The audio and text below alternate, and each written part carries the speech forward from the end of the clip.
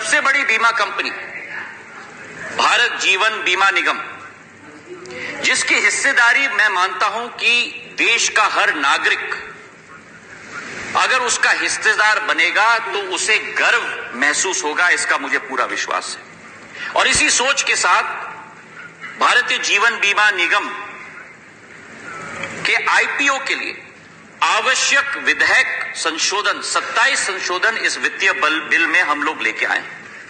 इसके 3 फायदे। पहला फायदा कि हर खाता धारक और आम जनता को निवेश करने का मौका उस एलआईसी में मिलेगा। दूसरा फायदा कि प्राइवेट पूंजी का प्रवाह बढ़ेगी, जो आज समय की सबसे ज्यादा आवश्यकता है।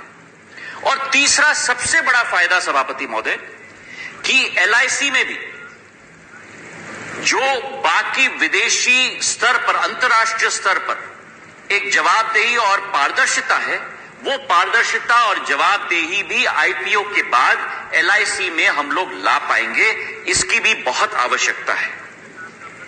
बहुत सारी चिंता उठी हैं इस सदन में भी और जायज है, पर उन सभी चिंताओं पर विराम वित्त मंत्री जी ने लगाया जब उन्होंने कहा कि आईपीओ के बाद भी बहुसंख्यक शेयरधारक सरकार ही रहेगी और एलआईसी कंपनी का प्रबंधन और नियंत्रण भी सरकार के पास ही रहेगा।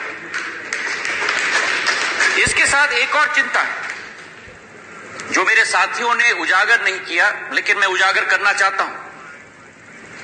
अनुच्छेद 37 के आधार पर, जो एलआईसी एक्ट का अनुच्छेद 37 है, उसमें एक सॉवरेन गारंटी का प्रावधान है कि खुदा न करे लेकिन अगर कहीं भी डिफॉल्ट हो तो हर खाता धारक का पैसा सरकार चुकाएगी।